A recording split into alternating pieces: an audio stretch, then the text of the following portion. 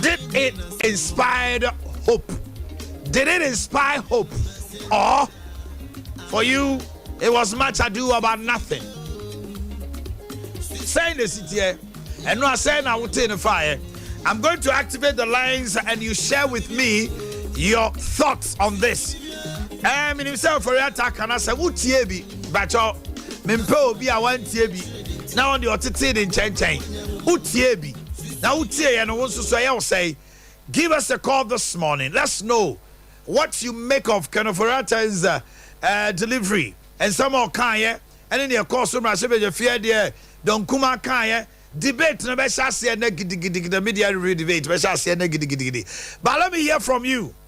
You are also part of this nation. We're building Ghana together. Adea Akye Abia. The number is 0551931931. And Sana be your phone at Instagram. Let's get your thoughts and opinion this morning. 0551931931. Ofra my NTA won so near also so person woka if I can for it asem ne ho. Ebia ho manatum 0551 931 931. Hello, good morning. Hello. Yes, sir. I don't pay me until. That's all. It's on your telephone now. Yeah, Joso. Yeah, because I know pay me because I'm commenting commentary I am on so. I don't think I have from me until. Because I'm offering the communication no can be. What was who was the question say? Again, I would say Mark Kane. I talk for so that he was not able, we are learning. He was not able to give you the very statement this man said that he sees him as disloyal to the nation. At least last year, economy said an echo, said an no from any and they see a canogra. Papa, if you will change this kaka. It is only for the casa now, can you say? And then more for your true for power. Sometimes he has been complaining that people are insulting him, but the way and the manner in which you present certain things, let people say something. If you are giving a concrete offending something about somebody, everybody who is listening to you and other thing will know that you are objective.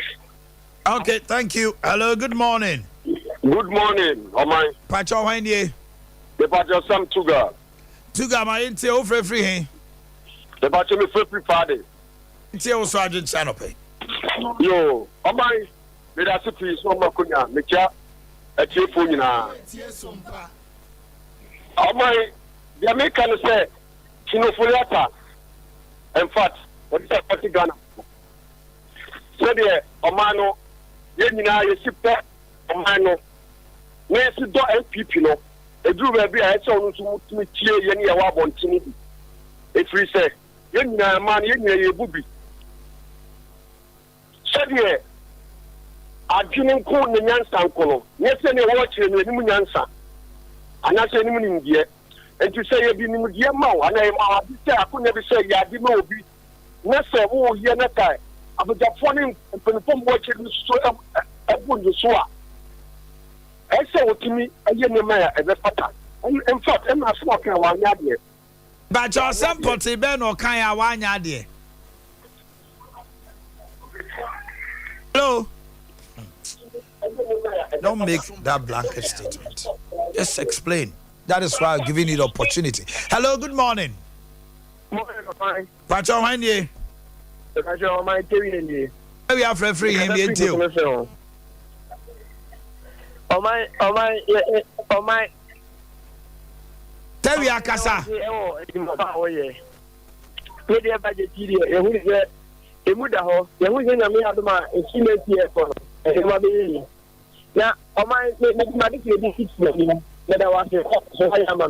That's it.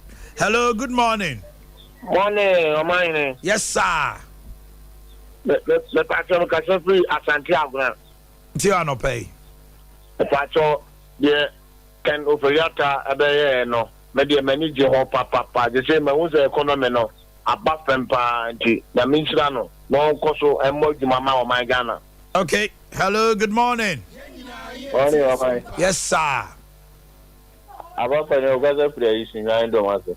Into Ominia. Na ko for ya tazo ya beka se mi omo su ya tete so na nche mi omo be ko for mi. Nzo be ya di jina na da fi. Nzo no so ala be ka se nche mi omo be ko for na e de be ko for won pa. Akwan na e baza o amayin ne. O kan we di aba be be. Hello, good morning. Good morning, Omai. Yes, sir. Why you? The friend me Kobe. Because it's down my Be my NTO no pay. My budget to my empty budget. Empty budget. Yes. Okay. The name. The movie no Nanado. Omai and says Sompa. The name says never come na. The way into Mama say new cancer. Am I your phone and yet to do mumu. Do you baby now? Yes, ma. You don't know yes, ma. And for this to am I your force? Running to am your force. Hello, good morning. Hello. Hello. Good morning. Good morning. Pacho Wanye. Boakye the junior. Ajo me NTO no pay. Hello. Omanhene. NTO TV no matter on can kasa free. Good morning. The junior. But I say, where them kasa free sekio. Omai. Omai. Emra sama 10 eka ye no. E di no kura pepe. Ye nyina wo Ghana ha. Ye di dance here. Last year from October, November, December.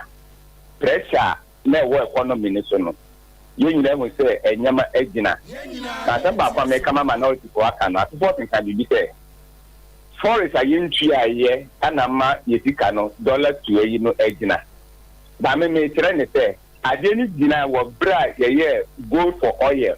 That brand na CB to dollar no depreciation no start say stabilize.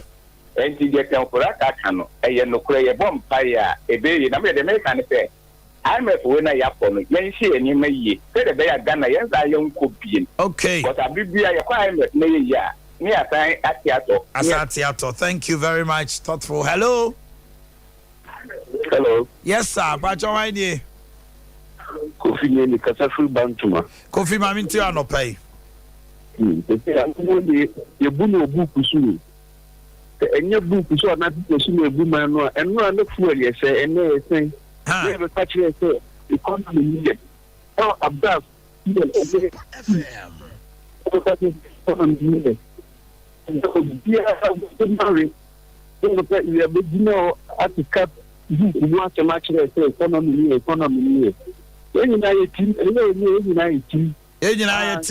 Kofi Bantama. Hello, good morning.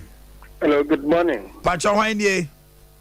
If you're from Bruce, may Kasafri Kwabri East. Bruce Mamintewa.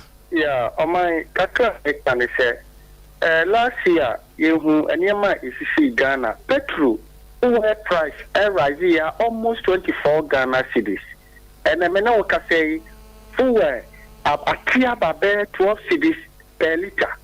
And he said, Oforiata catch say, economy no, ya start here bounce back. Let's say, Ubi Tinchen or Cassa and Tessa. Na meneni paria jina engage. And then mena woka say CD no stabilize kakra say yehu improvement say enema bo no stabilize sa inflation rise at 54% and I was say and message more some trofo no same be on them sabi munim dia mo de esremo mo come on to because mo kasa e carry weight e mama fo tie dia mo kano na e no kre. But say oh no some training no uka bibi na kwa se futu na otu gu ni pa ni a esa wo so wa mo aye enti kakra mo kan anopay no. Thank you. Hello, good morning. Good morning, Omai. Why nie? Certainly, e ka free sunyai. Thanks, sunyai ma mintio. Me pasa e kai kakra sa ko board dia no. Ko board, be so be se ko sashi de diso ani etema. That you could use small road the cocoa de bois. Okay, I buy more what they work for rehabilitation. a car I am bow. Let the engineer if you have cocoa price of not by any high am a cocoa near Coco di Guapa. That's it. What's a crowd is happening? My brother. Company is to cocoa going down. Mini. Hello. Hello. Over Kaiser to somewhere 2021. Bebre even a cocoa board from crowd a car say. Almost see you edu. This is saying near maybe our any board no near the moi cocoa board. Now cocoa board and what dear maybe a very vibrant company no egu. Eti kabe crack and anansi sano. Meboa. Okay. And then can of the share budget mu say omo cabinet approve a strategy to revamp cocoa board. 2 years ago, I know Moka say ego no. Say Adea Minia a jiran na so ye revamp no. What go school dia a yamuna renovation da. What will be that? You see Ghana yen kind of crunch say home. And I quite to say, we me nipa, we buame, it's what baby na gu cry. Na ye ni cocoa board can creme be a cocoa board dinner. And the cocoa board is nothing to write home about. Small companies are to cocoa who are danger cocoa board. Yeah, is all mine. Now then I can refer to because I'm approve baby. Now yes, swak cocoa d'Ivoire. Oba be come am explanation the entire. I don't see the bedroom baby na cocoa ye cocoa wine dey our Ghana ha. Your prices here. Now I'm for small cocoa d'Ivoire dey ba. Oh. Young Kano Crunch. Hello, good morning. Hello, good morning. Pacho Wendy. Will it tea? Because definitely Adansis Kamai. Will it tea? I know my TV volume now conform Kakrawai. Much more Kakra. I mean, tea, will it tea? You me pato, Sompa for Moya, Dumama, Yanije Hopa, now, especially Omanhene. Oh, yeah. Yo. Oh, see me, Adea. Yo, Omanhene, oh, yeah, Dumano, say. Because Scotland, Obusa, Nipano, I'm one who say Nipas will be in Canocra, a DNT, and I'm one Canocra. Ye are dear say, go on Canocra. Now, Sama Ghana, and no mamma here, last year, Mata, Kenyan and your baby cranky to boy. Say, here, which a normal at the Dapoman, if you can for a car, Wodika. If you say Ghana Bay, and any Ghana for you, have to say to buy with that thing. Thank you. Let me pick one more. Then, you will never be brave. Hello, good morning. Good morning, Omai. Yes, sir. Why you? Omai, this marking him, Casafiman Ponting. Smack you too. Omai, yes, ma'am, for if you no more about from the that, yeah, prices now, yeah, cotton with Jumuno. Prices is the same as the near Tonona, price no so. And yet, ma'am, for us, we enter for me. Because of the tracker of a frocker. Only making a say at no massable, no cotton no more on Teledia so. I didn't hear. Yes, if you were the man of Manocosro, if you was above him, and to why I no master, no mother's also. This wasn't no. Yes, I made us say we see for Edinburgh here. Na ya to adwumade ne so saa na ekono e de so mo so e tima tentre e kira de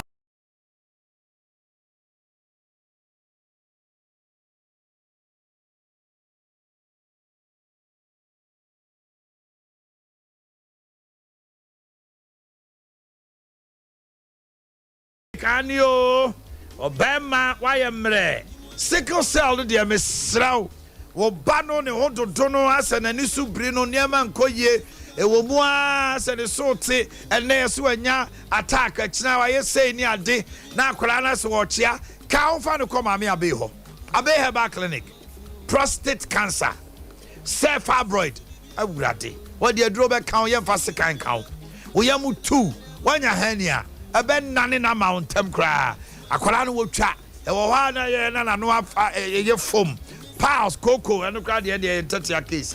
Malaria and diabetes and hepatitis, some crowd the agro. Mammy, a base, bra, gonorrhea, now swat check, a dunya, obey ye free ho at the amount. When your bacterial infection, menstrual disorders, Ubun Sandane, over the granny saying, a base, bro, now, but Friday be pie, sickle cell test this can test nyina no ye wo ho ya wa hire for atano so apatrapa new site apatrapa junction hono ma ye ben pa from ami abe 0506 460208 0506 460208 and 0243 345392 0243 345392 Abe Freedom Resumption Ministries ye kai mo senya me adoma echina the maiden edition of all night service no early every Wednesday ebaso ukoda bia ye ton safra wa Christopher ne ona ka ho nyina se momrai na botaya dead me say breaking handwriting of evil ordinances and try ya tro abaifo ntro ya bonsamfo ntro ya tro di udi abata ho a ha no ye bubu ni nyina mo ade ho na Apostle Simon Boyson and Oda Freedom Resumption Ministries all night service so every Wednesday 2nd August esase so na ukoda bia Tafo Community Center 9 p.m. to 4 a.m. Near Jinem, Dimpire, Simpire, Empire. On to Bibia, 0244 48 0244 870632 0244 870632 and 0243 548314 0243 548314. Yeah, Safari Tissue, Ayamoto. Kama. Safari Tissue, Yamoto. Unya toilet roll no. Utim sa uko kwanso na se uko baby na osiesie ho kama. Your kitchen towels ahodo, box tissues ahodo, pocket tissues ahodo, unbranded packs akese. Wo de Safari Tissue app. Seabed Ghana Limited Diabejaso 0307 001975 Seabed no 0307 001975 mo amoton tissue so mam review dini Safari Linat Watafo Kumasi 024 231 8399 024 231 8399 Estakosa wasokwa 024 354 1005 024 354 1005 Actual Saturday 020 354 1002 020 354 1002 Open the support from Medina Safari Tissues JN Life Onipa da sani wunim de achen de besio obano school fees na yare hwene bibia ti me kamfo JN Life Smart Child Policy sika yana hamrantie 35 38 40 afina no worry ti yawo pension babies egu us and na ahodi wo ho bedu baby na ahodi ni ho ti ka ho na yes Smart Child Policy afa passage plan. It is appointed unto man to die once and after their judgment. Tresam say, oh, Berryman or bar went to me and crying and nan jechi no. A pound backrasu on fasod. A year who says in the year come. Passage plan policy at them. Lifeguard policy. Who's ye Juma Bianca same now with jet train in our shit. You be so mu. Ye tia claims money ye for say. JN Life. Your number is 0503 740-990 0503 740-990. Okay. Yahweh. Now what to say? I don't know any one so. I got Uba Santa Regina Edini Chuchaso. Oli. Olivia. That is say. I Santa Regina the Oba. Edino Yakateka. Omanhene. Oli. Age. Connie. Yay! Yeah, I don't know. I look at me down. Hey, you come home so now. Obi-Wan Sompa be free future life. Hello, Midofo. Hello. Yes, sir. When ye? Yeah. I'm Zabatin. And I'm watching. Who say now? Hold the door now. Go PM or ya Bolivia future life. DNSC. Wait there. Yeah, me call about a year ago. Now I said, me call a lot and I'm wait was so far. Wait. I'm more and I'm my BP so. Huh? Nah, and I'm cholesterol and my BP was so. It's not basically no. It's me call no man or product in it. No man, some guidelines here I mean follow. And then some fruits be and then some vegetables. if you follow here for some time, I realize you must be waiting about from not BP cholesterol level so about. Wow.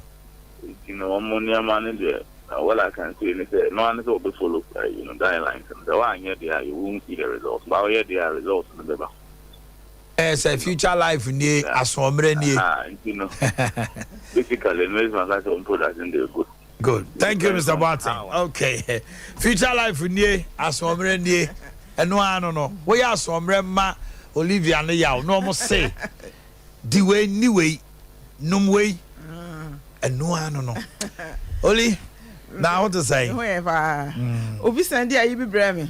I see Japan for 835 years. I'm also 120. Our life expectancy 85. And the Ghana they say almost 61. Remember 61 baby. Gone too soon also. And it's 61 years life expectancy average, you know. I don't know whether it's the mean or whatever. We'll look into it. Yeah, we do. I remember I had a drinking Dawson. Oh. If he's a woman the fear, it's not me so baby, I hope you. Oh. If it's a free fear, the fear Sabu. Oh, baby, I heard you cry. Baby, I heard official life Maukunu. No balance, I don't know what they don't find edge man of her Busiano. He said, "Oh, free ma, oh, betcha, papa. There be I say American for and can't remember I could afford that. There be a man one be brave. There to that also. So, Entino, ya did the motion ye or babiano. So, yeah, Diana Maukuna, bisa semicra, who didn't banner, Medemano, Amena, who they know their hair Busiano. Ukru Jawa obey mo bankasa. Enti obaby a hokuni. Fisam kwala number 2, ombesaja ohako. Enti ukune e ma de bidu ba bia na omukru no mo fo mo nya hwe. Fisa sorry to say omo feel say nema na o ya first lo ntimi nye. Enya no nti na Nyankopon e de woko kan ukru nti hwe okunu ye. So we want to enti na feel say afko ni kunu. Afa e ni na onfa no hu biem. No so ye necessary nti mema no so ye mobra ni ye. Because ya also ko we nsa na o kidney ni onema say in the datia. Obu okra so we dey turn about 20 years. A difference no. Oba ekra samre na fe na no one side for dress no okra na wusu. E di wusu so obra ye na di future life. The future life. Na wunya wonten. Yeah. Never boa. Say there be infections adults. Na ya na obi o ha infections no ba person treat on nko ade na oba na o ha na se be ma no. Ese bumienu mu treat. That's right. Someone bumienu man treat a e be san aba fi se oba no ho a e oba ma no ho. Ena mo ma no so mummisa bisa o me da bia meka ho asem. Fi se kidney problems aba nyina ye infections na cause sa problem no. Ena ma na se bo mu ntimi nyem no. Yesi the tubes are blocked o menstruate a na ne ya na ya se ne ya o menstruate a ma ni na infections no. Na me se oba wa hwe obenya cervical cancer. Awuraba bi ba me ho na onim se cancer no onim se ekuro ne cancer. Enti me bisa ne sama na me se wo se obenya cervical cancer o se ne de na me se kuro be ba beto a wo de o se doctor se bi da ho na me da nyame ase se oba na onte ase enti me so man kan che na esa anka se be o so o man so ko be wu agya wo mu enti Nyankopon adaroma ya yesa ama ni nyina ko ti da no frɛ me se doctor ne se ni kuro ni wu no na me de pa enti di be 5 weeks of frɛ me so se doctor ne se kuro na wu na me se bra so enti onioma eboa sa green tea ne de ma ena mema ne bebre asebe o mayam mre na o mo feel so mayam de we aton do ase mema na yam mre adwendwuru kura ku o mo dodo ebi wo ha infections na e cause sa problem no ti u ba ne ma green tea no ma bibia be kama se mo ani wu a bibia be kama enye process enlargement na se cancer na wanya isa mo no ena e cause sa problem. That's right. Your green tea wa de be ma ena ulcer so ani na ye mo ni na green tea wa de be ma your green tea ahodo bebre na de meka twa to ne se o mo kotodwe no o mo sisi ye o mo ya no o se kotodwe no nipa esi due nyina na problem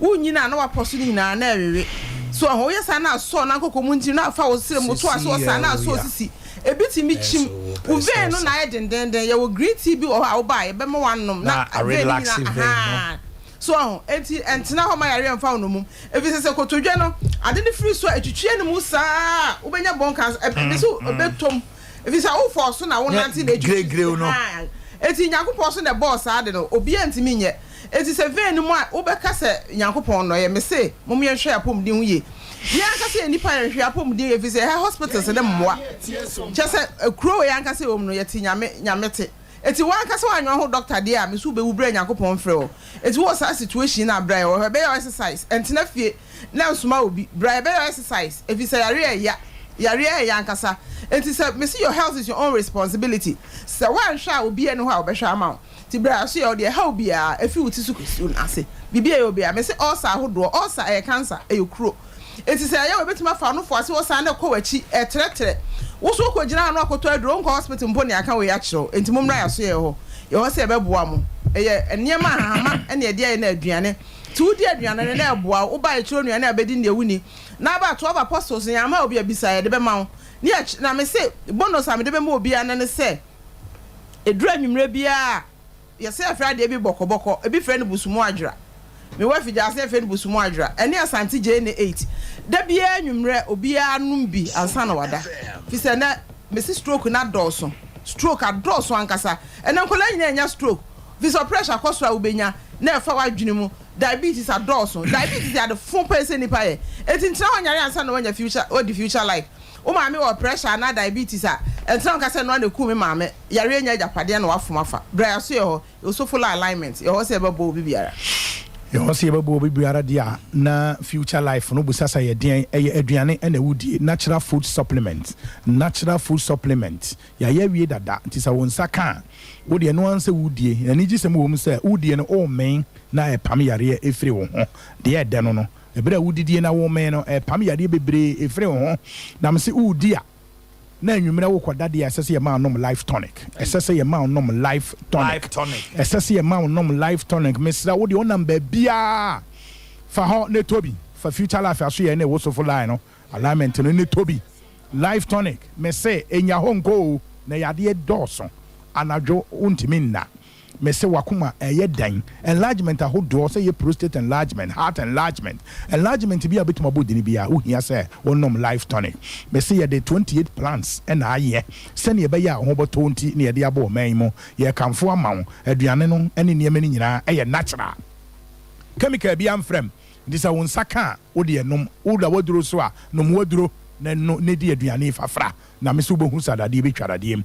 we ne ye kamfo de amawo ye ho adwuma de bia adwoda kosi memenera kosi ara nko a na ye ma anopa no nwotwe ene fa na yapon anwumere no nsia hwehwe ya chiri kwan o na yare ya ne susu num nuro no inu na wo sese gu wo nsam na wo nom na saa no hwe ne yie brane mu aduane ni na do de aduro ba wi ase no wo se abri biara ma aduane nya woduro na woduro so enya waduane we ne ye kamfo de amawo ya so ye no eye sofo line alignment ya to apete o memo e bia se ye be kwai se ye wo bo ase se ye takwa se ye akire nsu ya sunwane mampon figya ase konongo enkran frey na ye nkyira wo se ne be ya wo benya bie ya wo ho ye numbers ni 0246 01 another 01 50 0246 01 another 01 50 and a number for 0242 87 80 90 0242 87 80 90 you see future life de ye aduane ankasa na wudie enti didi na didi yie na aduane no bonus no se oba bi a wafa ye fono de aduane asese wudie kopem so obo e future life da che wo bo ho ban ene akora na wo hye ye fono no no so na CS no adoso we future life a chiri kwan wo frɛ ne a ye be kyerɛ de yesa wo to na wadie if you say you want yes ebi 40 cedis ebi 60 cedis a lifetime e no and 110 cedis yeah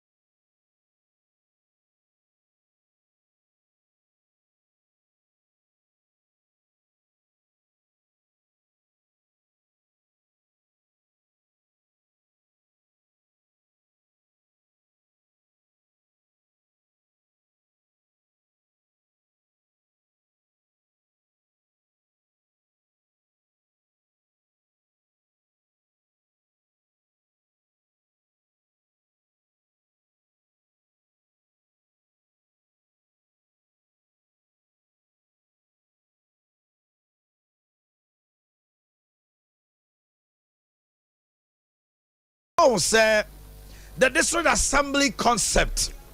But I say will decentralize everything about government. Now I remember on a Sanya Bafom and untino common fund the Sika Chiche any district assembly common fund secretariat no. Yadi ewura na to see and akotoano. Na yewura dambo chakwa report no ama omampani say. Ne say any near be discrimination ekoso. Sanye mrasebe dwafia ya nhihia to osane yewesi ache common fund no. Sa common fund sika no ma me ne nche ne sa. Etu akwa report no ma na Dankwa Akufo-Addo ameyese chesanya asem ketwa. Na Penny back was Ghana memu hanoma. Eba common fund administration. Anyone to Toyeni Adea or your former NALAC president, the longest serving DC, Betmaga said Ghana, ultimately Jumanwa, Omanhene Rollins Penso, Mills Penso, La Yelini di Jumawa Hana no Peo Homano so, Honorable Kyoko from Pom, Ewa Hanoma, Yelini better chinkomo, Honorable Memoache. Ya media. Now, Pom to say. Yanko Padaro Mapoko. Yo. Asma beto way, Ebza Yante Wabakosem Dase, local government minister be report to district assembly common fund administrator.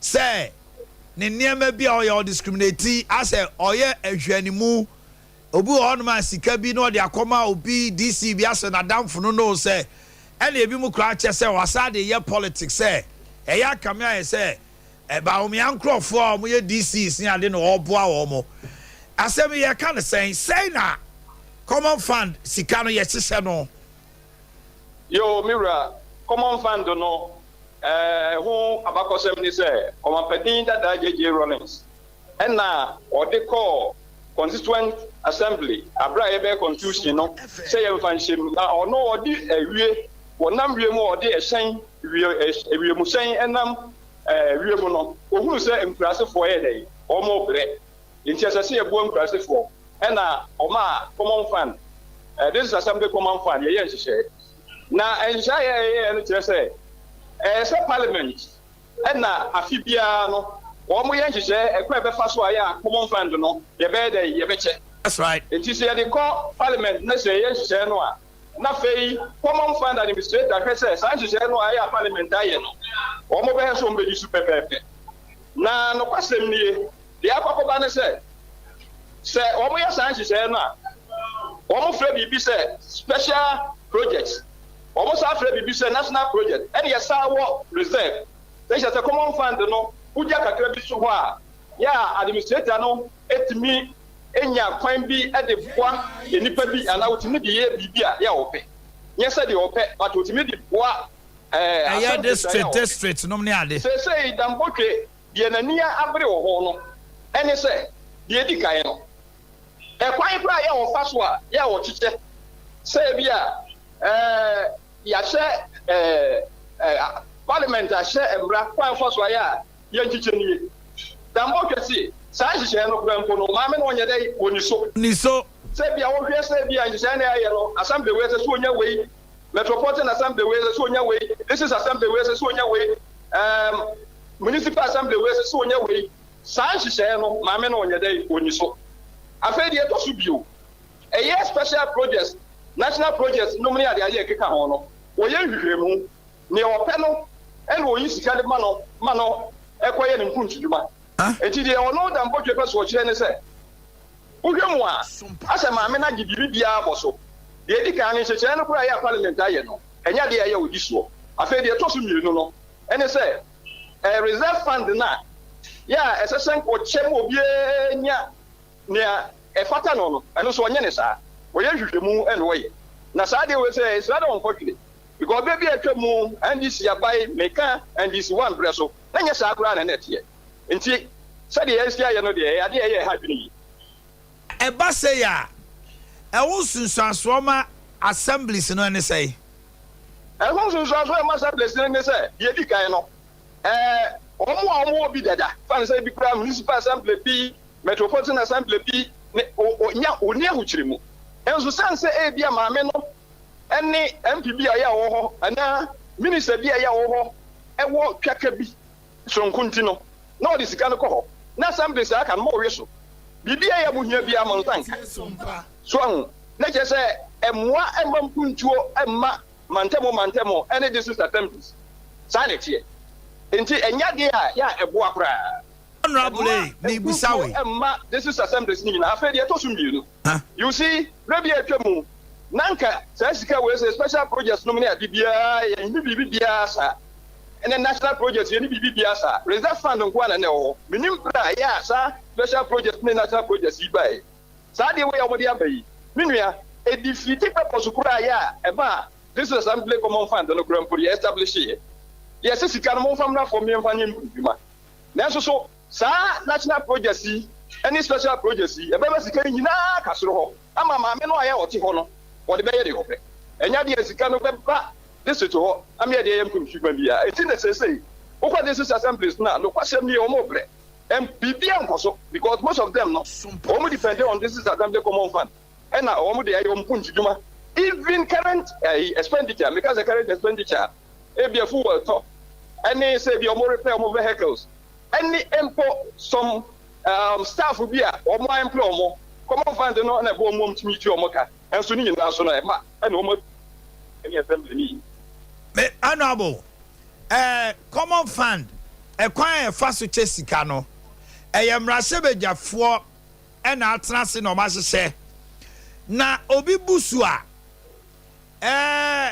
Dambo Chako report ma mi amana na do danko akufado de but the mi busa ni o is it a matter say yentimi entwe Damboche enko gina mrasebejafie no meyi anu de enti etesa since abekọ mampani na do akọ report no the oka ya no kwe Damboche ne betumi akela ko na mo wunim we akwakoye ti say abusuasem wọ́n sẹ́ ẹ̀ ọ̀man ní nyinaa sẹ́mu na nkò wúhwẹ́ mu asẹ́ Damboche no wọ MPP abẹ́ mu na atọ́sí no so wọ MPP abẹ́ mu enti efi asẹ́m na efi abọ̀nten na ẹ̀fẹ́ de yẹ́ efi abọ̀nten ní sẹ́ ọ̀bọ̀ ntìmí àrùdọ̀fọ̀ ọmọ ṣù yẹ́ na ebi ní sọ̀rọ̀ ọmọ sẹ́ NDC ní MPP ẹ̀yẹ pẹ́ wẹ́ẹ́ na kyẹ́ sẹ́ NDC ní MPP ẹ̀yẹ pẹ́ because NDC abaibirẹ so a yẹ́ no centers of power no nọ́ọ̀sọ̀ so ọmampanin na ẹ̀wọ̀ a obiara nim sẹ́ ọmampanin ẹni yẹn nyinaa yẹ dáa no enti ní sọ ọmampanin kásẹ̀má náà ẹ̀mọ́ àná so at the but then people I say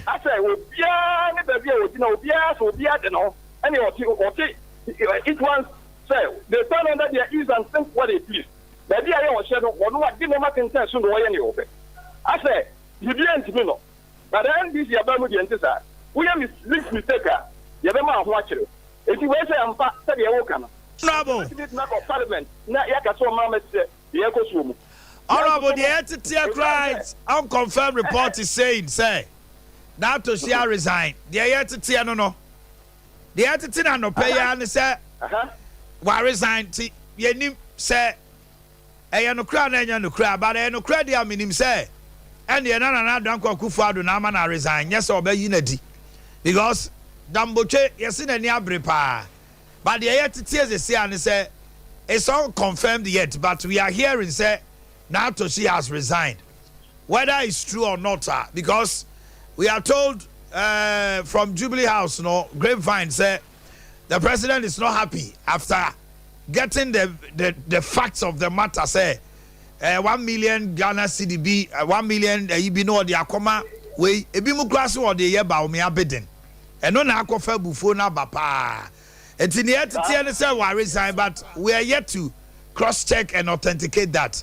Mami from Siamidasi, Honorable Akye Abia, the longest serving DC or Chanu, two said different NDC governments was Sompa or Sechere.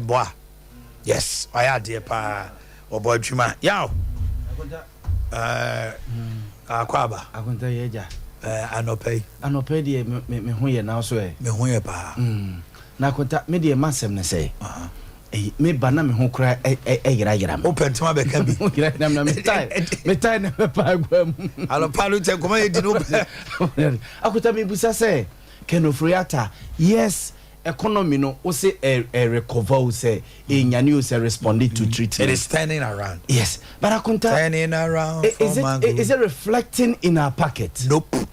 ɛno a mete sɛ ɔka asɛm bi sɛ yes amanfoɔ kora confirming yɛka news anwummerɛ no sɛ aburabu bayerɛ bu ayi asantemu sɛdeɛ ndeɛ no aba barakonta ne boɔ no yɛ sɛe. And so who is in charge of that? Mo yes asɛm na ɔkɔka no parliament no ɛyɛ no korɛ ntoosu koraa sɛ sɛ mayi nkɔ ho ahwan wɔ bio akomadan deɛ yɛ a ɛne ɛyi so aba system no mu but ebusa sɛ ne boɔ no yɛ sɛ wɔ market hɔ no mo. So Yahweh ɛyɛ Ghana for ne tiri mo ɔden anase. Yes one way mɛka sɛ Ghana for so so tiri mo ɔden because ɛyi ɛno ne yɛ ne Christian Techija na edi nkɔmɔ na ɔka kyerɛ sɛ nkransa bayire ko kan tokɔ de bayire ba brobro yɛde bɛsie wɔ hɔ no mo ɛso so bɛduru ha brakuma se bayire port sila ne ko busa bayire ba ko se ɛbɔ nti de na si kenofriata ho kwan sɛ ɔmbɛ lazy ministries no ebe lazy agric ministry trade ministry ɛna bi a transport ministry sɛ nkransa na bayire na bu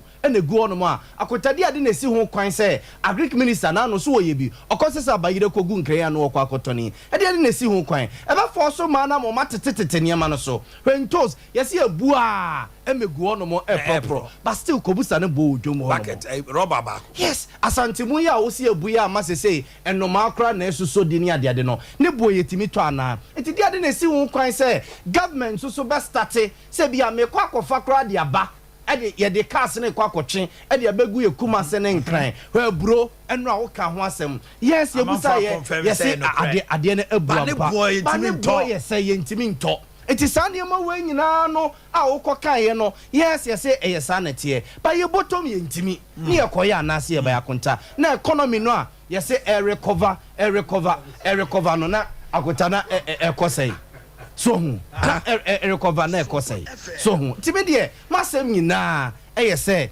kenofriata in books mu no saa nɛteɛ eti abrante bi frɛ wɔse kenofriata ebu ɔman no wɔ book mu yes akota to all manning form. A manning form by the boo on grandson any techiman.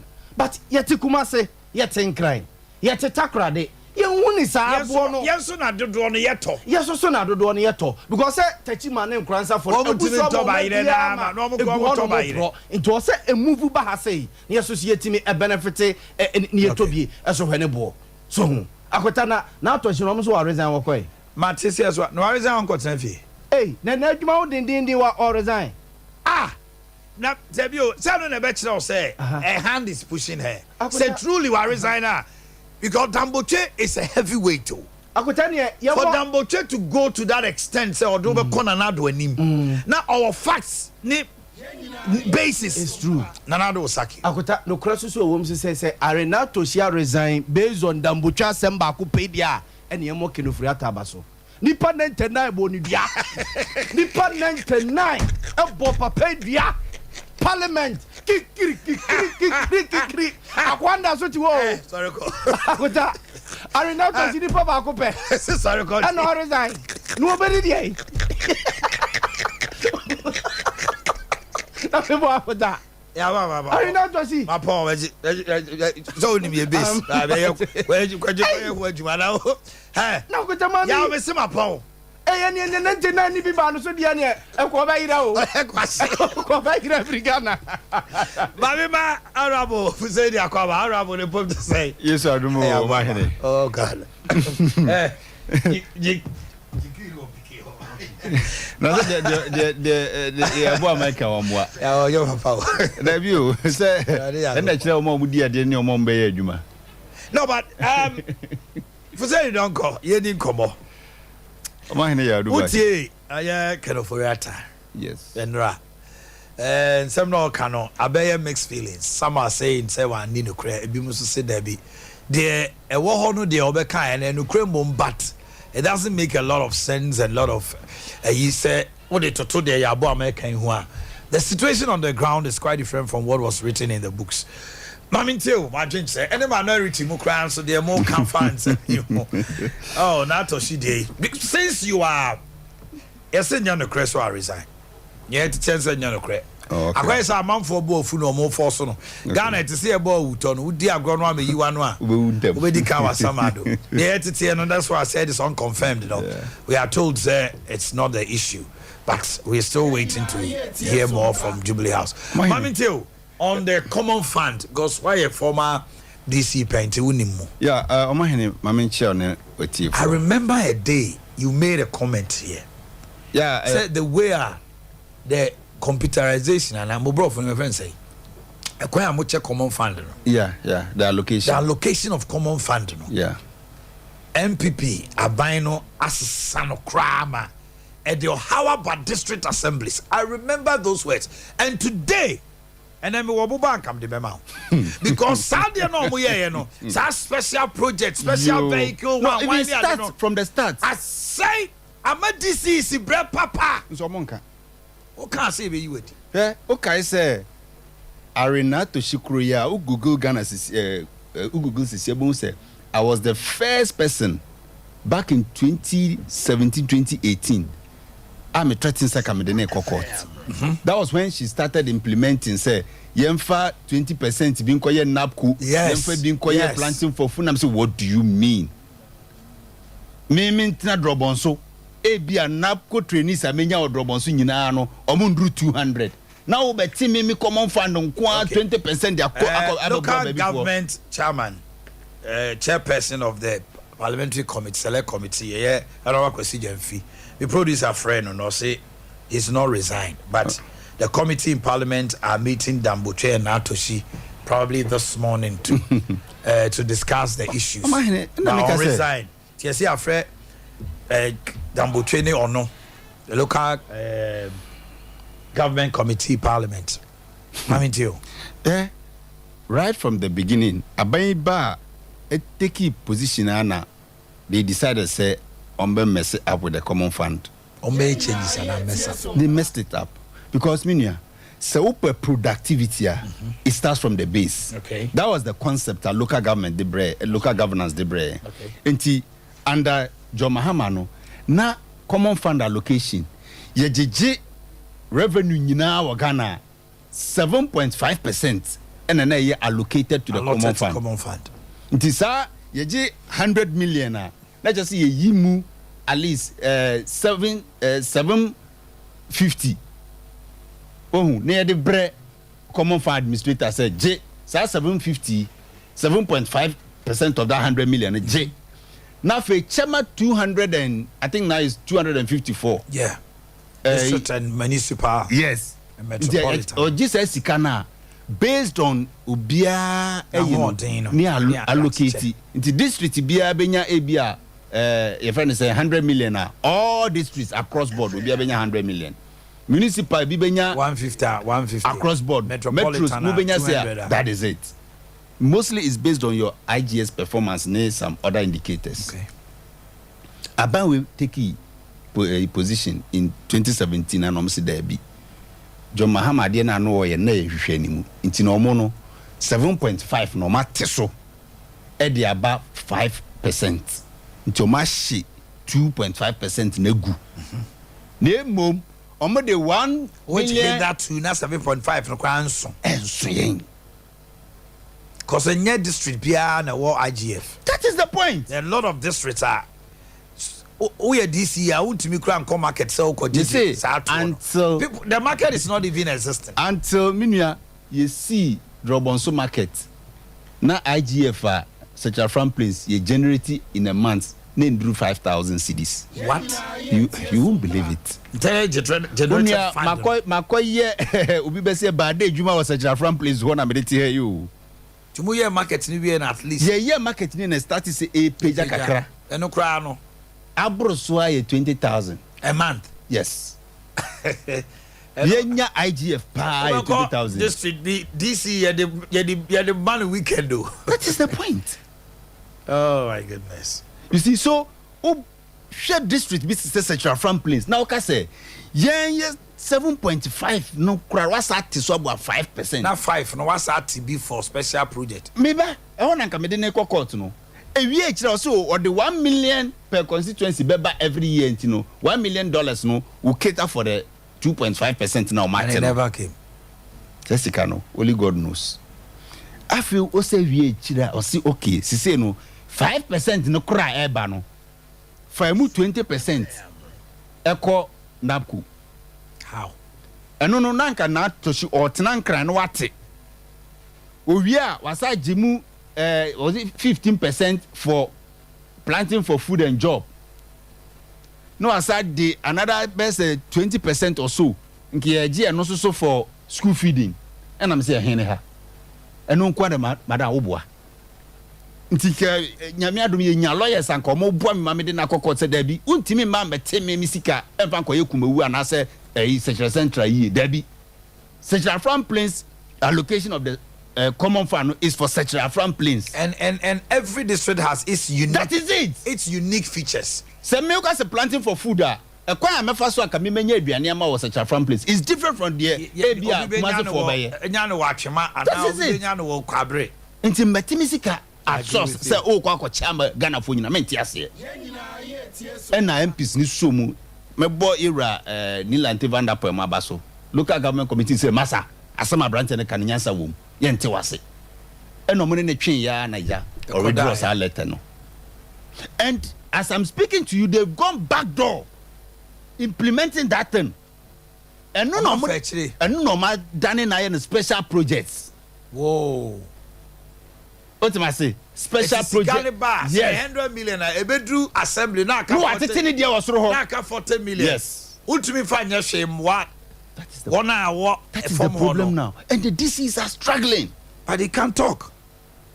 Oh, and the most painful part is saying, most of the things are being implemented at the top. How on earth can you use common fund, Sika? Special project for common funder. One could sit down ama assembly members. One could tomoto ama assembly members. One sit down ama DC is no one. One could sit down ama judge for. Non the on train.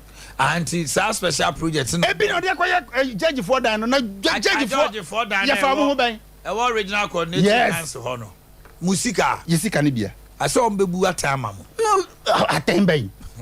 Drobonsuni bi beba court of appeal. What today you secret ko oh we. Drobonsuni bi beba court of appeal. Court of appeal for Drobonsu hu ben. There be say Drobonsuni bi beba ho. High court no kra unya mfa nipa. District court no kra unya mfa nipa ma ho. Na nka peso be si Bangalore ma district court jaja over ho.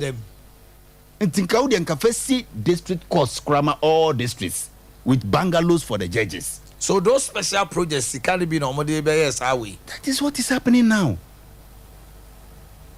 That is what is happening now. So for you it's a misplaced priority. It is a total misapplication of government funds. Total misapplication of funds. Because my tap into the common fund reserve funds there. Mm-hmm.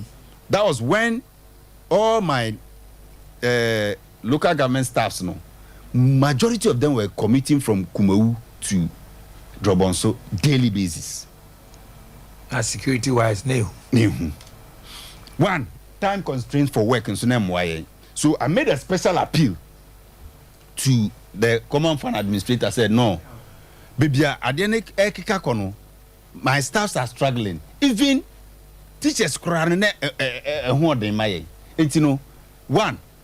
omoba juma mukura sabi bebia omba yo mu ye kura so ya asem because na Roman for baby ni ya rent Saturday nyan start a district assembly block on so okay nti I made a special appeal say sika ne de minim say sika ne so nanso mu ma me sika ne half kura met me de asi so I think that time I applied for was it 300,000. Say almost 300,000 ne mamia metimi asi 8 units staff bungalow metimi asi your friend is saying KVIP with bathroom facilities metimi so asai tubo who aka ho nti common fund administrator no who letter no say very hwehwe ni mo no wo sika we wo se oji wo betimi da ya niam miensa akuku dan we so I challenged him say for me na he don't go even 8 units Bangalow crack is over 400,000. Was a messiah KVIP ni bathrooms akawasako tubo. Upesi kentina chese can be open and I'm say boss. To the farmer. Fesikana mama hwese mintimi nya. So in challenging me no and then making it a test case you bet me di sikaketwa aye niam bebre say the mama testing hwe. And no this kana mama.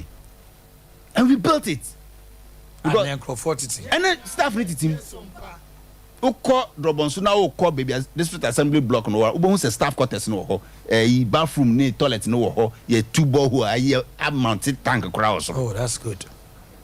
So I have those were the specific cases, special cases, and reserve fund was meant for. Yeah, they At times reserve fund ebi na ye de ebua soldier for ni bi wo kumawu sorry agogo operation cow leg na se for no edru ba bia na assembly no ni sika nyina ya ko wura ho no then you resort reserve to it fund is support it for security assembly block bi timi bugu enimani ya de wo ni common fund o mo de be ye na reserve fund na be bon chance na boss na cement ni ade. Special project bia bia no, it should be district specific. It shouldn't be national. Debbie. And this is a time me common fund, ye common fund. Ni ye dibi kwa ye bibi okumase a. Eye nkeche se yes reserve fund na da ho no. Ene ye yi bi se assembly sikumase metropolis ana kwada so municipal. Nti no ye yi reserve fund kwa ye bibi. Eno no meni hu asem. And only the Emrama Hokwan. But he said it's gone beyond special fund. This is now apply here. As I say, we the first say already we about me campaign team member intino. Nia ya should allocate special fund amount. Debbie, you don't do that. Reserve fund, special project is district specific. District Nankasa Traba. I will hear be. I will say we there. Yamwana. And your Halberbrand district, no. Okay. That is the application of the reserve fund and the special fund. But the only year there, Bijiri se mini yera Boakye odi kanti na nani abre no because it is not only hurting government fund, but on one case it be affect your party no so. Yes, I also so a senior. Yes. When it comes to elections and stuff. That is it. So NRDC is no baby so are complaining actually now. So say apart from our market here, there's nothing going on there. Akatuane yenuanum a omahoden wo soro kakra te say Sampa no ne Maxwell no ma omo babia omunya business operating kakra no omo no na metimi aka say omo de IGF kakra ba omunya bi di twintwa omo ho na sule num ne minua pozo wo secretary central de ya mutu bibia nkoso ho. Okay, which is so bad. Matias Uzeni yankoya nim budget, mid-year budget. Association of Former Metropolitan, Municipal, and District Chief Executives under the Mahama administration have accused the Akufo-Addo government of undermining local governance system. Yes. The former MMDC says that the District Assembly's Common Fund have suffered a shortfall and is affecting development. So the government is starving districts of development. No more say almost same nyina say almost catch any panel. Na spokesperson for the association, former DC for such a front place, don't go for saying what's up right. All right, budget media review. Under normal circumstance, nanka media review budget, it does not gain such priority and such discussion. But I said, this very one, is it because of IMF? And I said, they all said, media review budget. It's me ridiculous. Amount for crying. But we are very, very crucial. And that of even last year. Yeah, now who more inspire hope? Oh, Omanhene. Are you telling me that nothing about the budget, not even one? Omanhene. Abba. No crow bakope. Until Kenoforiata is removed from the finance ministry, which will not happen. Yes, so and that is why this. Let's go to sleep on that. That is why Omanhene Nanado and Nebaumia will go down in history as the worst government when it comes to the economy. Worst. Yes, they will be the worst because finance minister is now not only misinforming Ghanaians when it comes to the economy. He's lying totally. She say no, a free and dada abedan intro. Why would you say he lied? Say and nada ne die he has some I saw the but is we didn't throw beds. Yes. Meaning my memo just three things. Me too. In the mid-year budget, the finance minister told us say on Jibosia Bia Afia Akye. Yes, sir. That means the whole of 2020. They will not demand or come to them with any. Yes. January to June. Kanoforiata and Neba Umia borrow 5.5 billion from the domestic market. January to June. Yes. Say July no be kasai. You. So going forward, no so one year. Going forward, they are going to borrow another 41 billion Ghana cedis. Domestic. So one go for it. Omanhene. Also on for it. He will not present. He is not taking any a friend is saying domestic loans or even foreign. On this was it stated categorical that no read domestic the budget. loans? Also on J now on Jensu because IMF sikano wo Abba. Now 41 no there. Between July and December, that's the money. 41 billion from domestic. Yes. Omedi kanji 5.5 billion that are from January to Eyinkoa.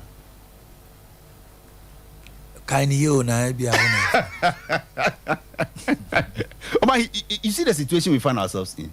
Or catch the Ghana for say by June, obey you be hit GDP of 2.8.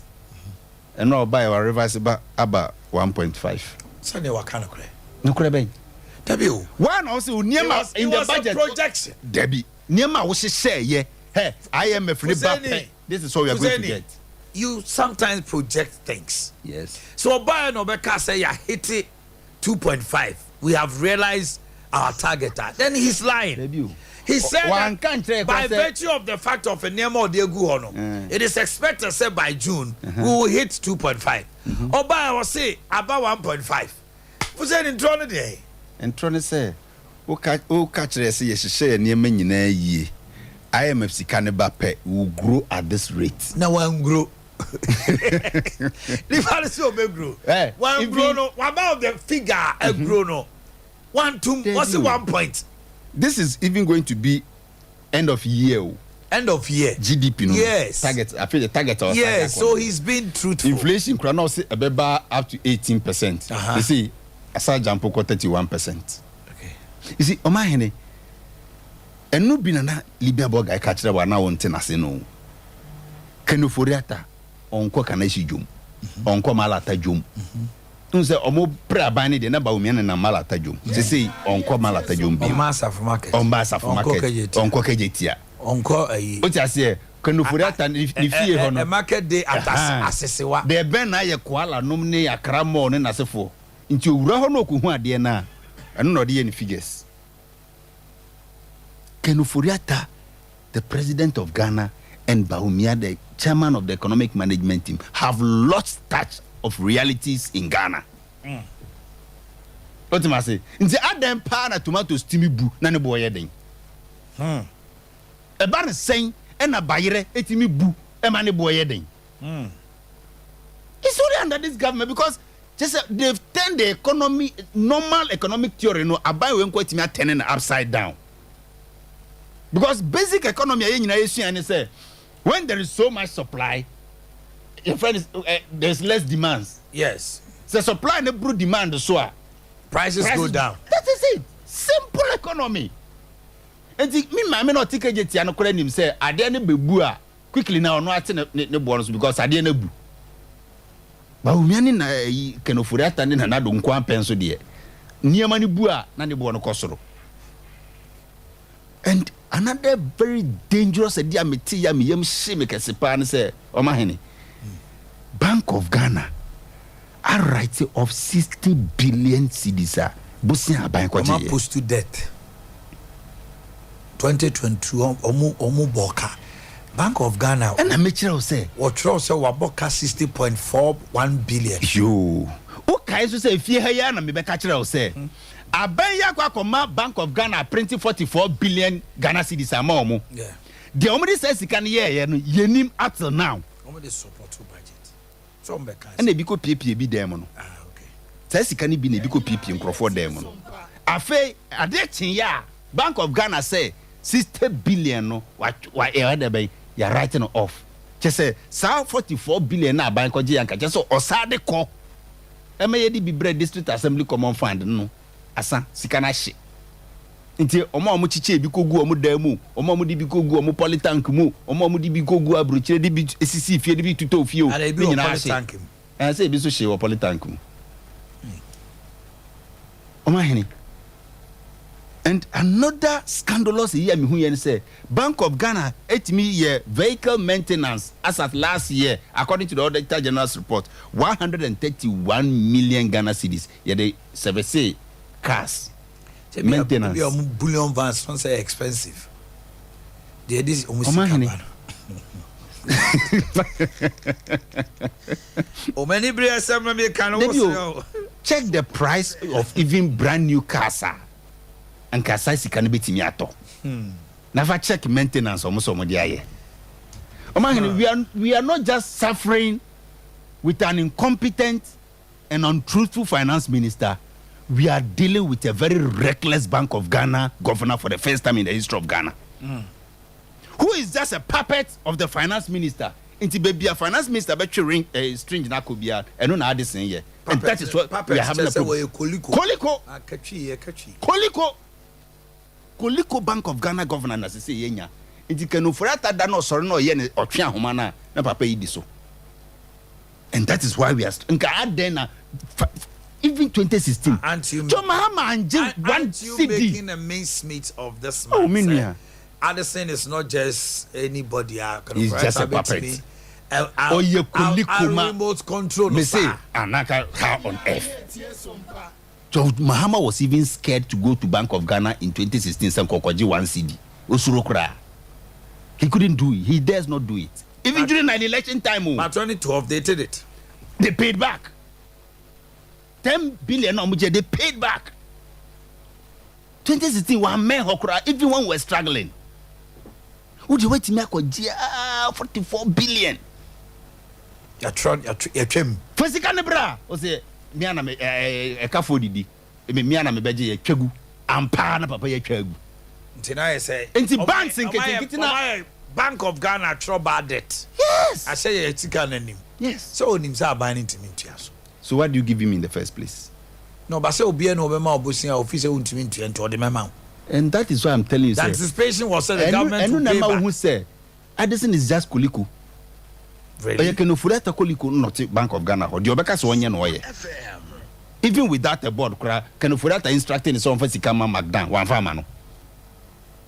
Or the man without even a board approval.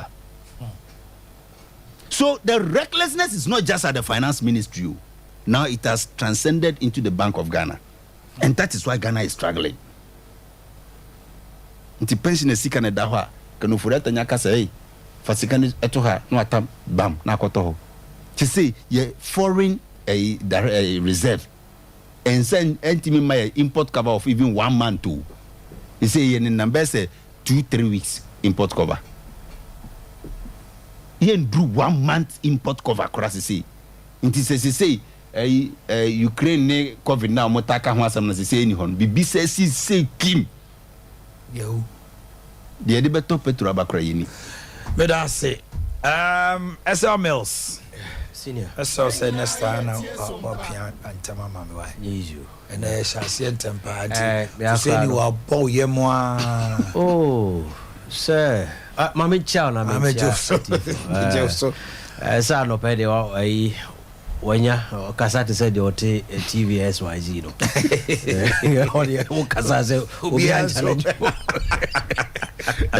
enyo na TV there and I want to be all right let me tell you na can the so assembly come I hope say now it is allowed it's allowed Samuel 10% casualty is allowed to there or fan hosa na me hono na ache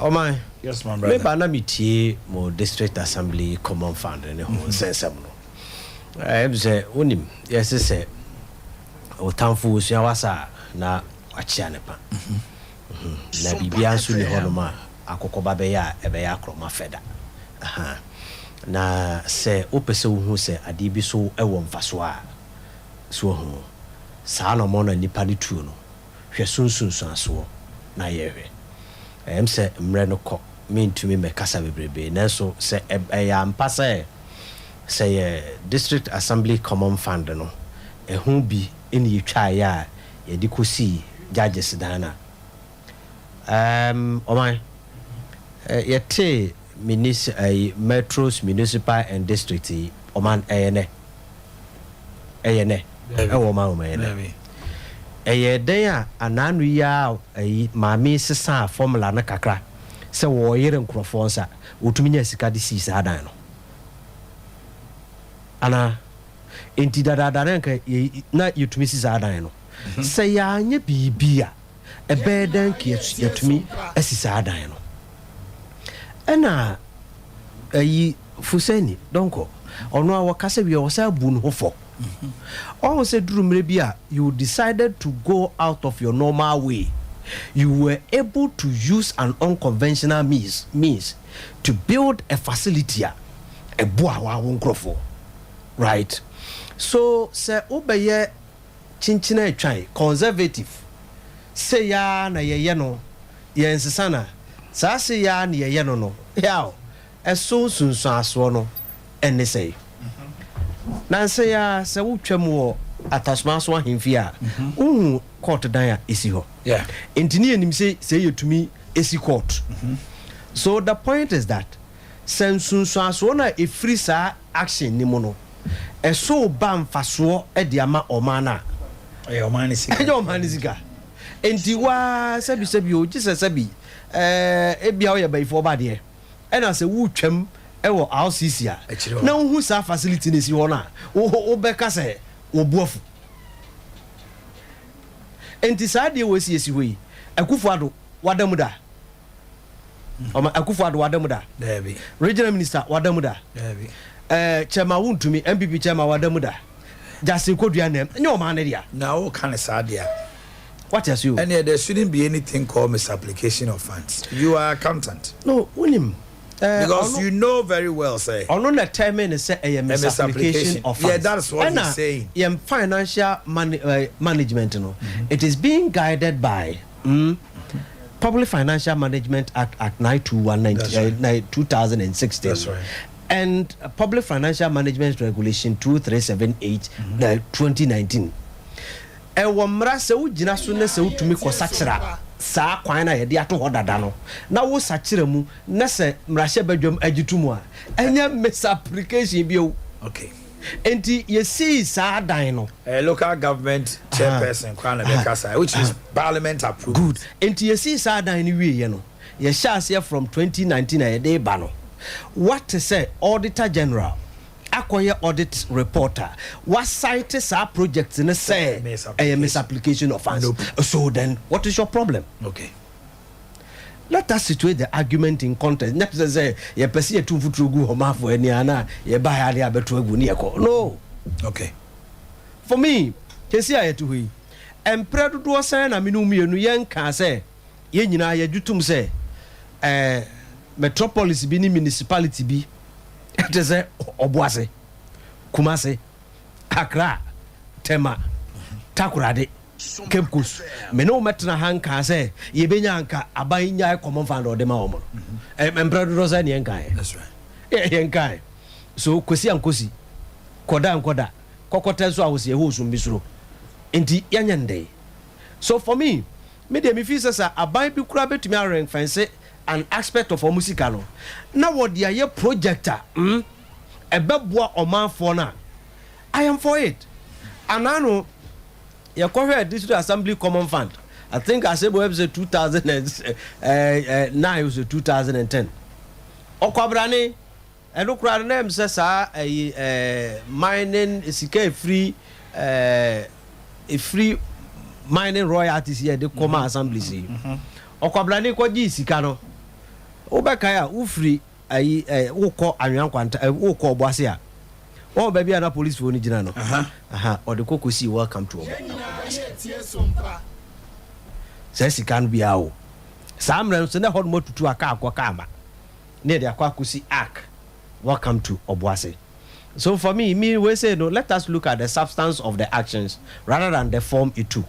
And moreover say to me or ya de no one breach an aspect of financial management regulations, Financial Management Act na parliament gi to mu a abse bia ne o Oforiata good enra ne media budget no kre say yewura ken Oforiata e kan say we have turned the corner and say we share baby you could do year 2022 and we share baby a CD $2 CD could do year nebi kure ko 217.18 na a liter of petrol a could do somewhere 23, around 23 24 22 na for over bare 5 months ni what to me at about from 24 no to 12. Between 11 to 12 we see you've been able to stabilize it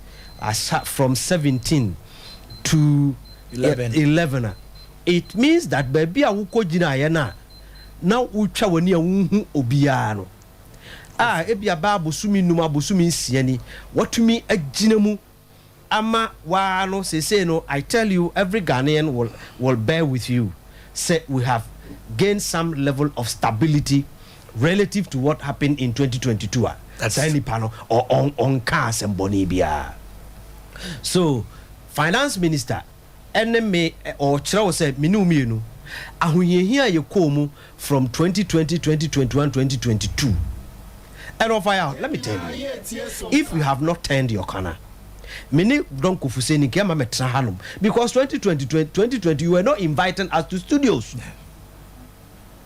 right? It got to a point more your haircut but more margin in terms of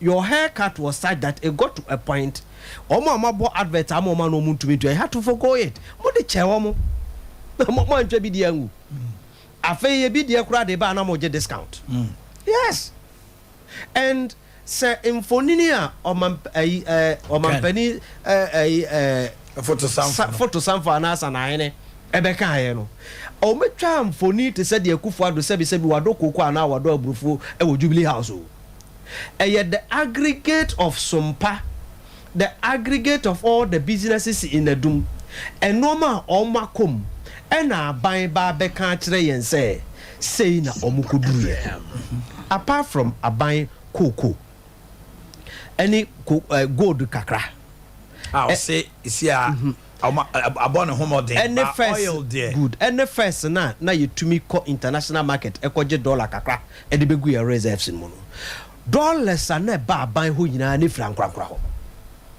omo ye export bebrebe sese ukodu airport and now omo ye export na they will tell you say baby omo export omo no ma edikono Germany, Italy, Spain, UK, European the nations. Demand has slumped and crofon to omo no ma no sa enti export kra no eno kra de say enka Akufo Addo ni tumi wo so export kra no ayeten ena no pay meba UK a teacher for almost say so mo park asu akotua ntumu emfie miensa ni woni makatua ntumu a aban tumi de ma wo 6.5%.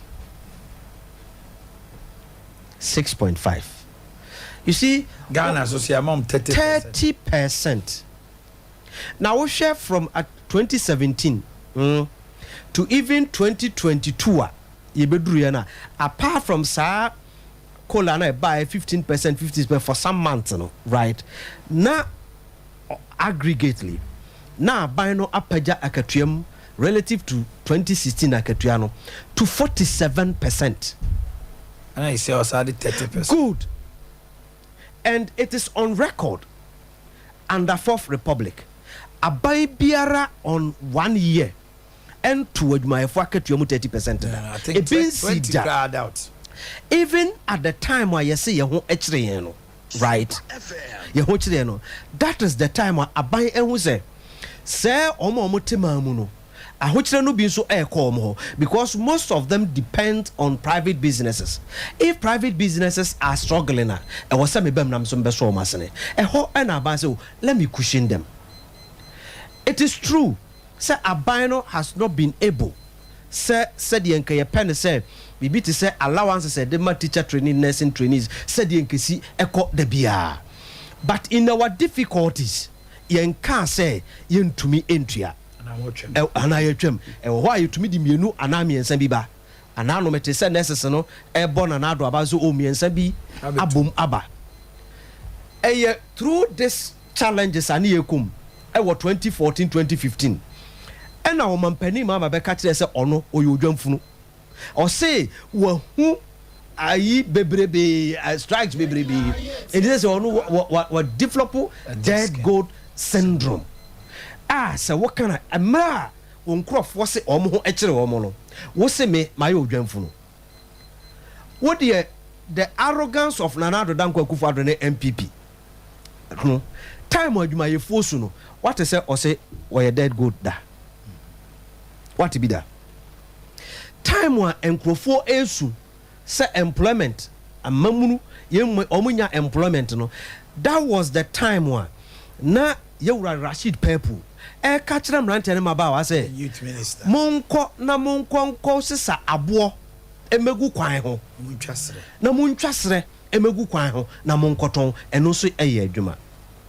In our deepest of our crisis yen can say because of yen challenges I come, especially even say IPPs, independent power producers, you owe them what you say 2.1 billion because of some foreign exchange differentials and some kind of bad contract I say take or pay. Even about bed who say we are paying close to 1,800 megawatts capacity. $500 million. Yes, in this our deepest of crisis, Abai Mekan say, Jai will phone charge it.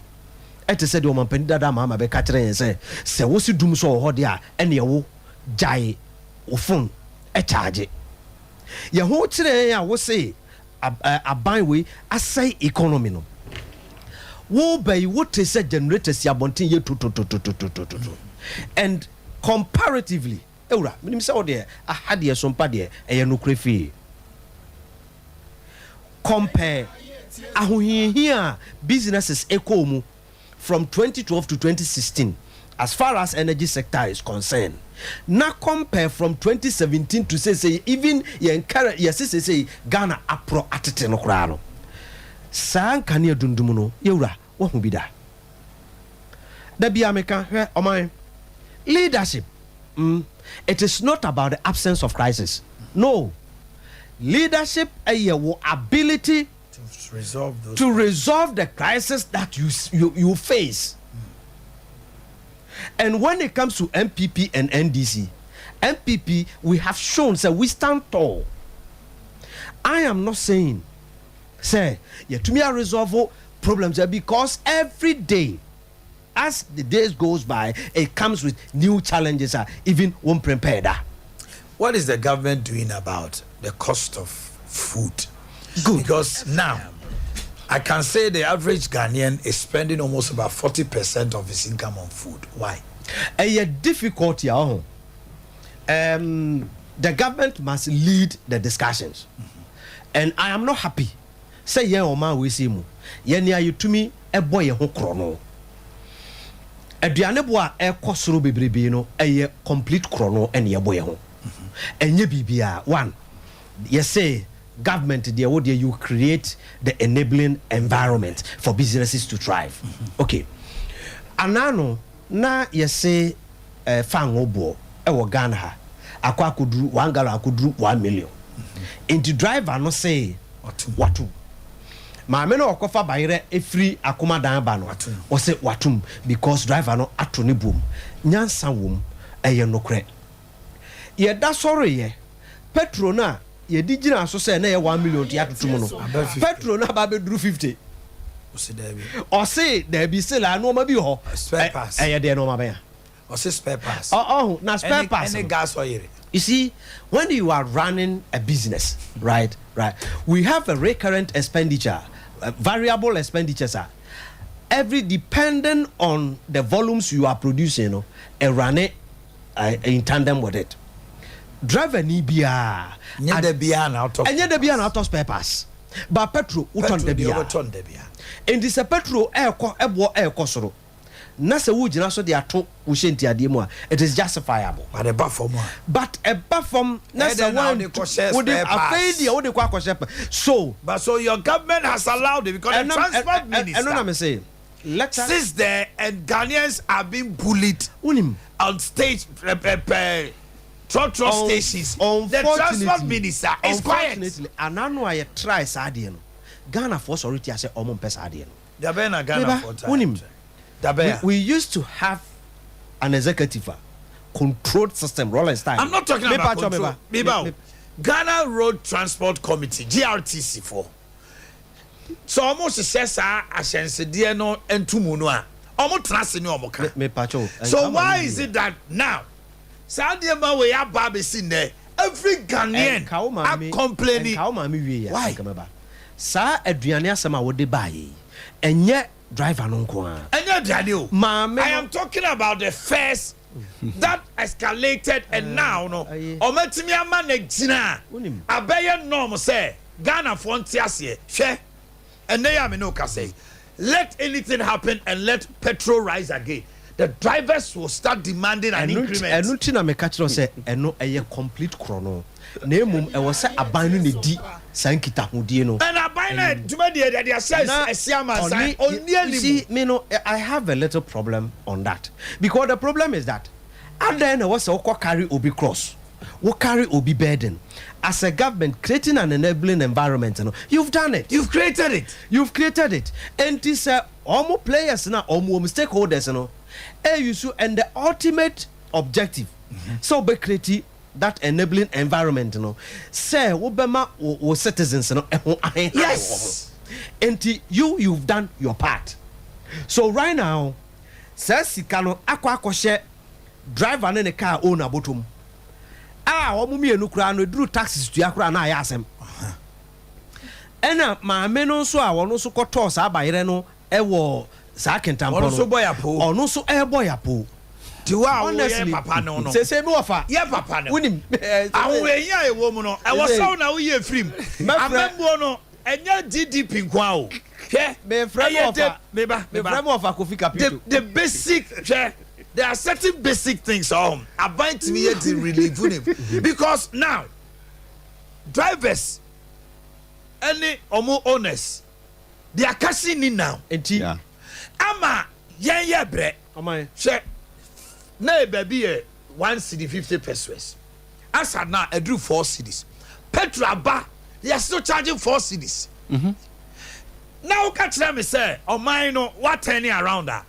Me hem botoma kanina na enema ya basa no e call for no enema ni ye no e dasu tua 4 cedis. I will tell you your turn around I don't see it. Wunim ayi yaw e be kan asasem we say anobe baby me gidi sa ban adwuma na wo so wonye ebi ne wa ma me kwan na anope ya me to catch the transport minister why is slow e was sad dey transport minister catch them no o ti Ghana man say what na why hwe han yes ama drivers no ene o mo car owners no ebu Ghana for kono wa ma me kasa wa dey na person Canada that say wo transport minister me pacho me wia wa wo ye driver wo ye car owner twawani ehwe wo bana na wo nua bana wo to nchen no na hwe se wo bu obi ma me abu obi papa no woni se wo nua ana wo bana na wo bu no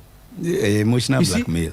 No, it is we have to blackmail them. No, we have to do you see, so do you support say omucha Ghana abana dika ebokro no a ebe na tuma mufo so bokro no bi. No, you see, what are you talking? What about betra akasa te say the ote SYZ.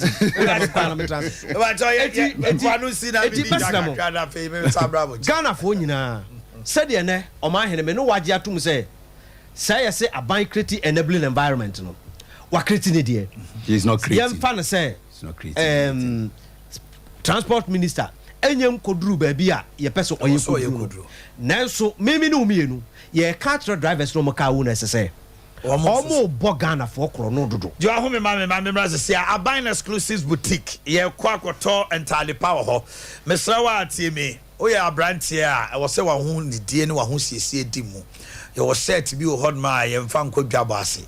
Nah, your tone suffer or baby, so I was so to say, where did Nedru? Open suit, per quality suit, they are wedding. And groomsmen, Yinara, man also some open nice shirt, we are the ball jeans, a buying will be a ho, mema shoes, mema executive sandals, mema jeans, mema blazers, mema chinos, suit materials, and I say trouser materials, be a belt, watches, any cufflinks, a hood.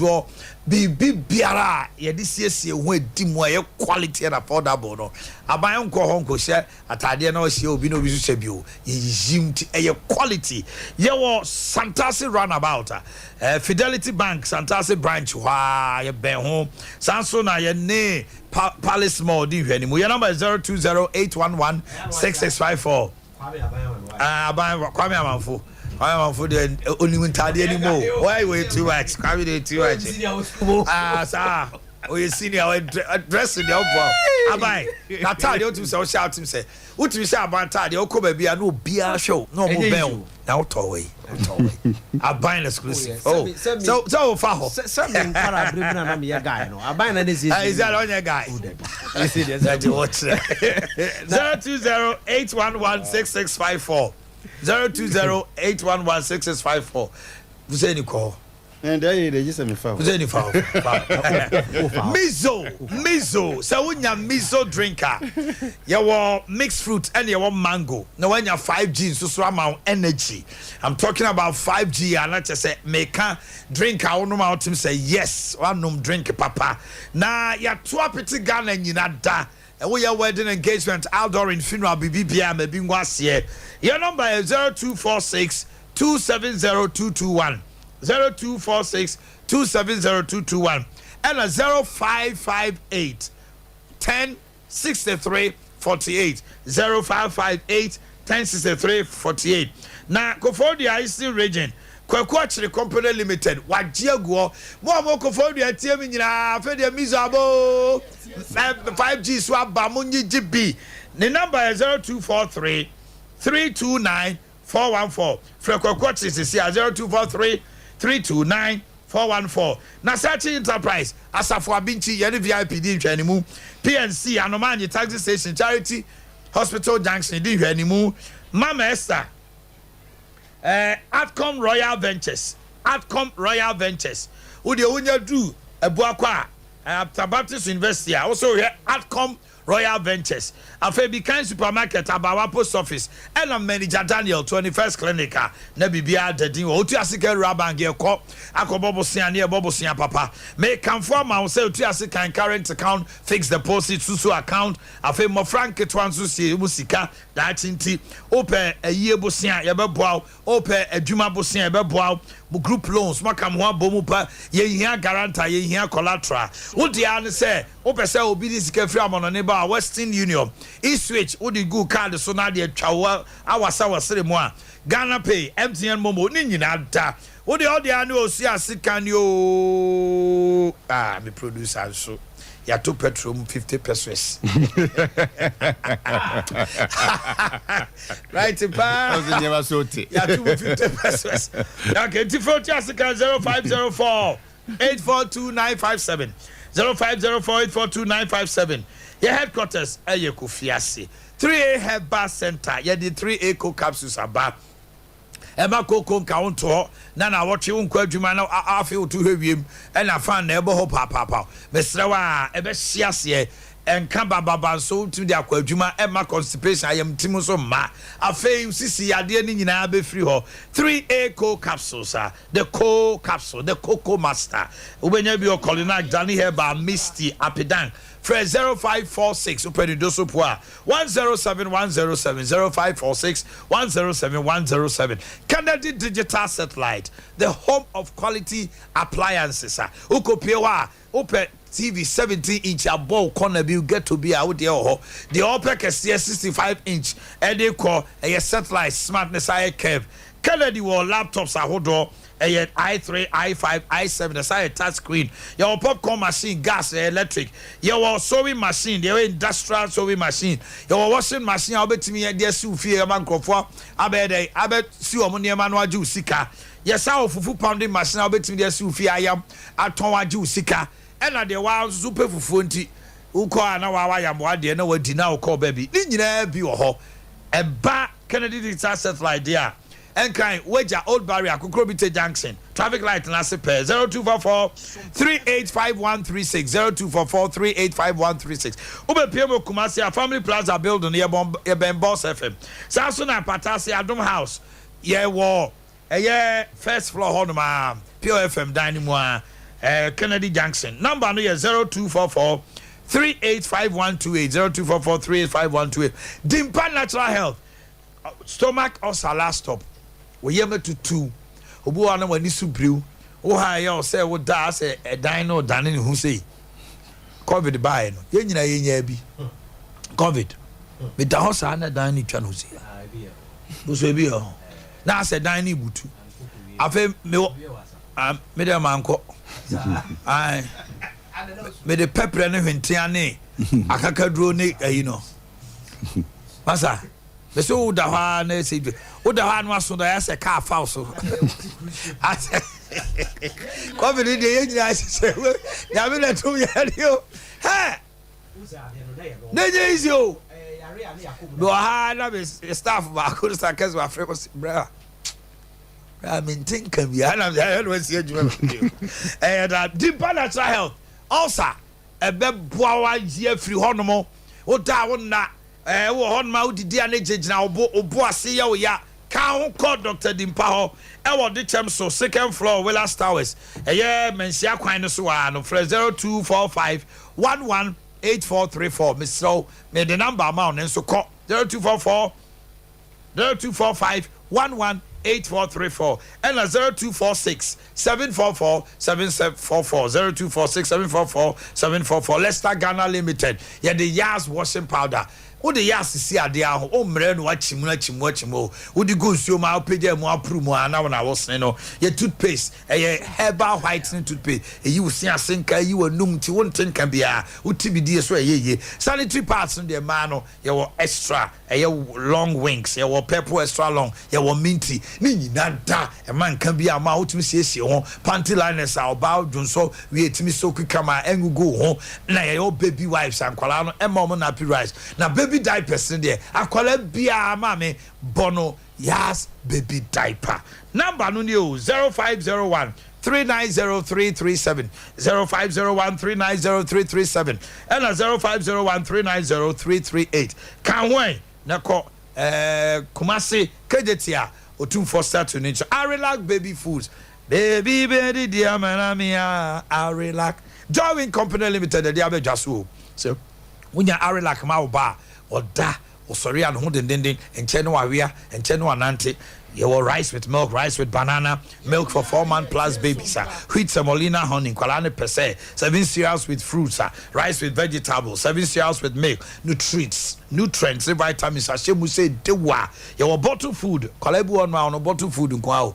Woman a paper can one pet. So I don't know if American buy you, but no joy win that ye be amakolano. Rice pudding, egg custard, creamy porridge for 4 months plus babies. Jesus away no. Ya can no one wodi.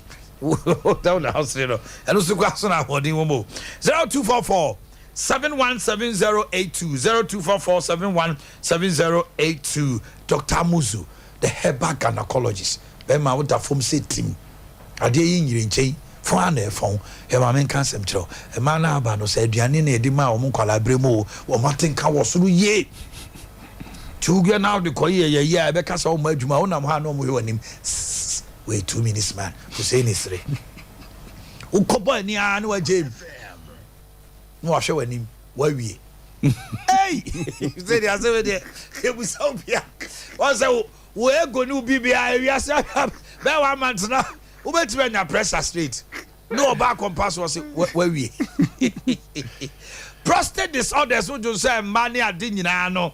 Low sperm count, or how near money when you pay through tissue copimo nasi may come for amuzu at the amount or say mauzi here chalo for 0247 776 743 0247 776 743 tafu share so moro market in chamber huyen sasuna chimota Christian village Pima filling station Sunyani area 3 nani and to train commoner bibianco your destination travel services yeah to tumrika to quine say Canada ba na so Canada no ye gusu refuse nkrofo cause why is show near me and yes Canada is bra e penipa akosi stadium anti no akwa say me ba Canada oh yeah your destination travel service no aboa UK abankrofo eko UK na sempa Germany so is Holland for so mavisa pa we nyina no ye ma no ye sonko obese wo kosua de wa brochire anakoye o masters wo de o ma tu kwan obese o keka wo kunu ho keka wo yire ho ne ma we nyina no obese o tu kwan kofa ne ma Dubai Turkey ene Qatar no ma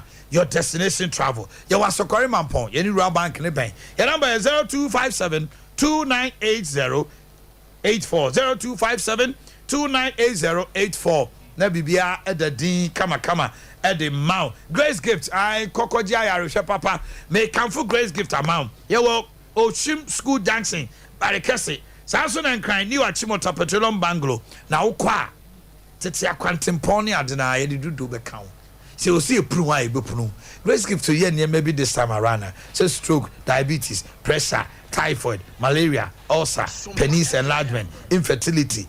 Again, Fred Doctor Cecilia 0543 320 030 0543 320 030 and 0246 518003 0246 518003 Grace Gift Herbal Clinic, the home of quality services, healthcare. For any man around check. I'm will be at 3 minutes. See if I'm wrap here. Maybe problem you know say. And cow ten corner. I just say dear, yeni matene. Yeni maniako. Now they say, finance minister we need another bind dear. The Kevin on your cave. Or Kevopo do quadaminum. Hey, it is a 10 into the grave. Because me kind of from what I see. One, what revise GDP? From 2.8 to 1.5. Okay. Me know can say inflation and can say about 18%. You see, yeah, they call 31%. And no can a target to 54. What am I say? The entire dollar no cry jina say ye defaulting all our international payments. Europe, UK, Japan, one for nyina. O ma ye di o mo kari nyina ye ntua ba kokora. Ye betua 2024 January. Tisika kakra. Enti dollar no ahokyere ben na beba. Oh, so oil for gold. Minia, this is not the time Ghanaians go to bring nyama bebre.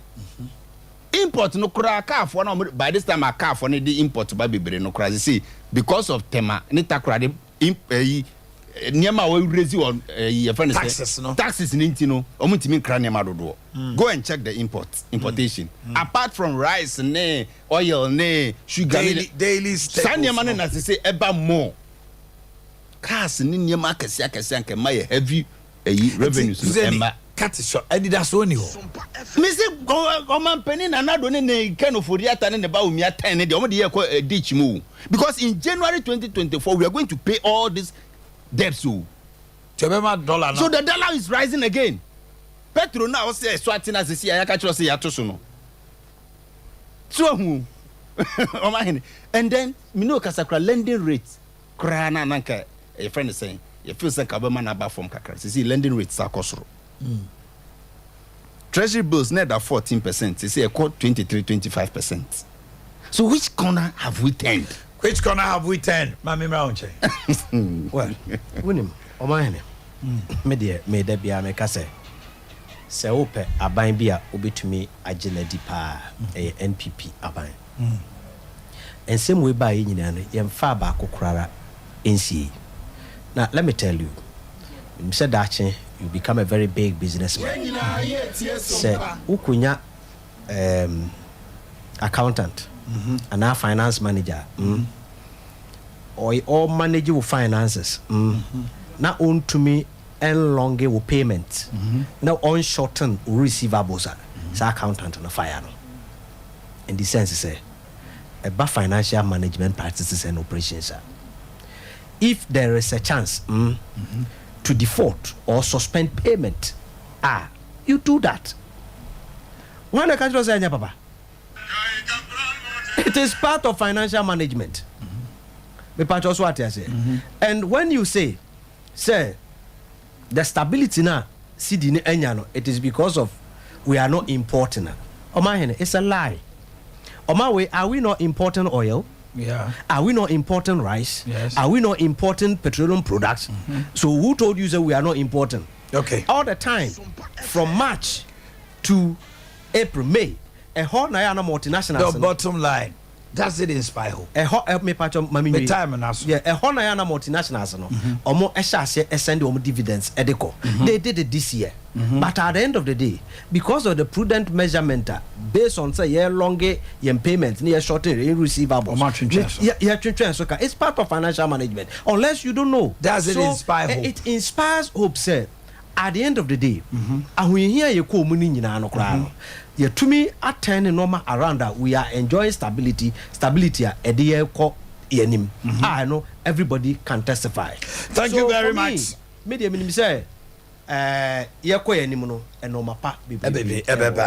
right, let me do the birthdays here and about answer no 1 week observation of Charles Dapa aka Charlie Basso Ewo KNUST Gate and his sign estate KNUST Gate Charles Dapa Kwajo Bonsu ni in-law 1 week no echina Genius, it's the so exina.